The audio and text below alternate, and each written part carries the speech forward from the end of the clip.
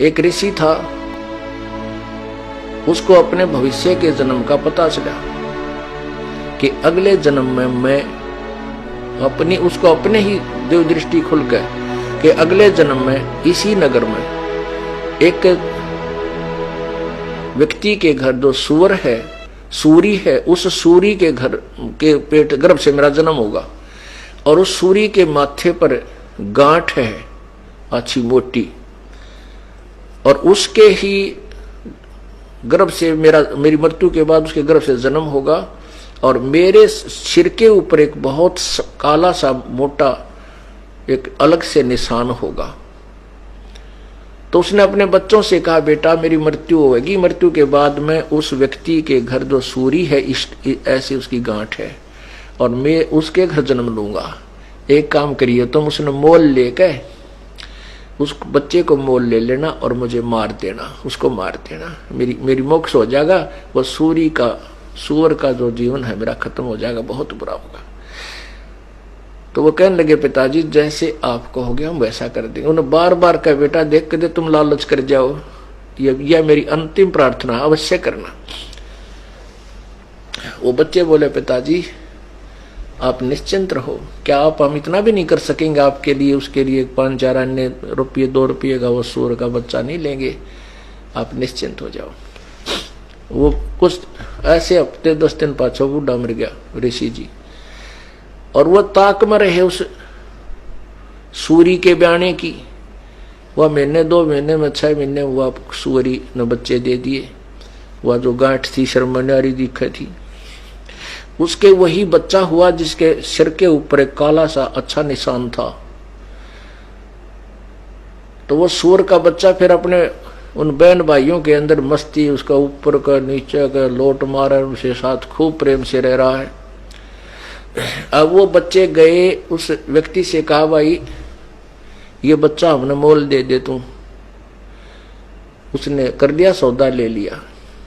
जब उन्होंने मोल ले लिया और उनने वो बच्चा उठान लग गए, वो भाग लिया, फिर पकड़ा भाग भूख है, और वह कहे, पिताजी हम आपके अपने वचन को पूरा करने आए हैं। जब वो सूअर का बच्चे में चेतना दे दी काल ने, वो सूअर का बच्चा कहता है, भाई बेटो मुझे मत मारो, मेरे मारने से तुमने क्या मिलेगा, क्यों पाप के भागी होते हो।